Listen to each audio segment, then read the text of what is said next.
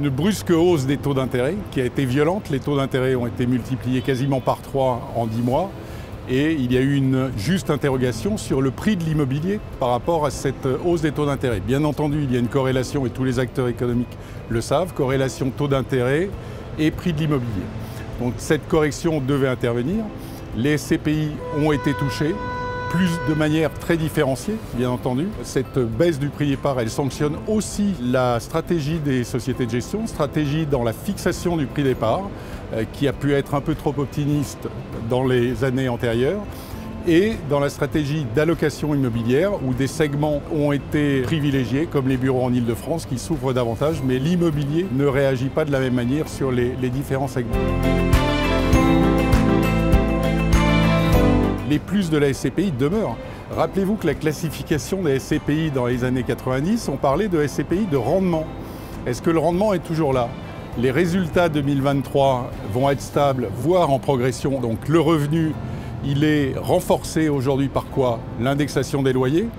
Dernier indice des loyers progresse de plus 6%. Donc vous voyez que ça permet de renforcer les loyers. Ça va continuer sur les mois qui viennent. Mais également la rémunération de la trésorerie qui était négative auparavant.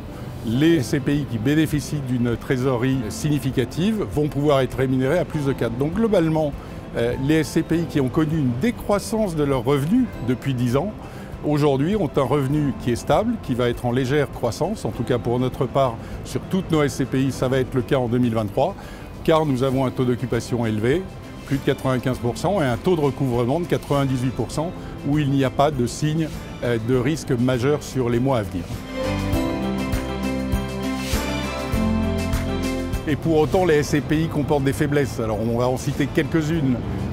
Le ratio d'exposition des professionnels qui ont des réactions et des besoins de liquidité qui peuvent être plus rapides que les particuliers, qui placent à long terme. Donc ce ratio peut entraîner une liquidité qui va être moins bonne sur les SCPI, et ce qu'il faut faire attention.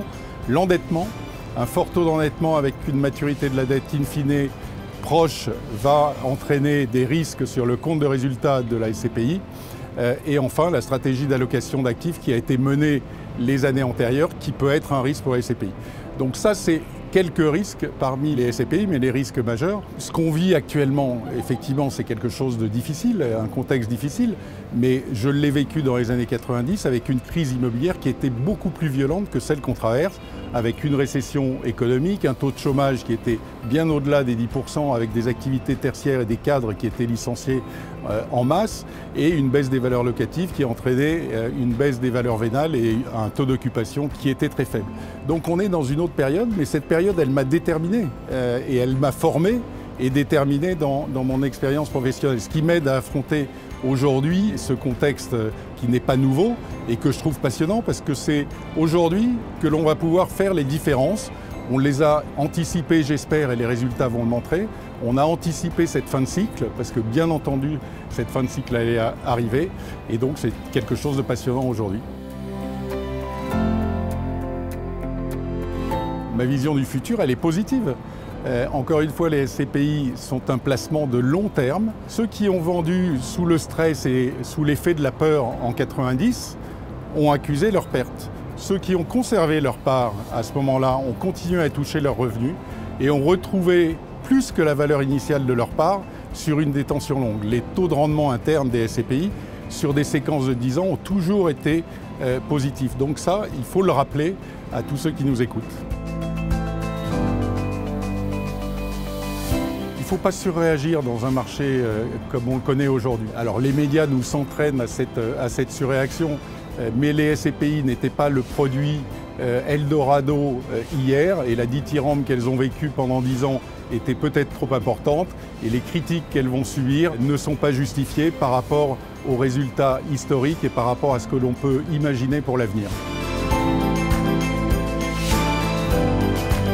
L'épargne est un voyage vers l'avenir, et forcément l'avenir est incertain. Mais vous construisez votre épargne en fonction de vos projets et de vos horizons de temps.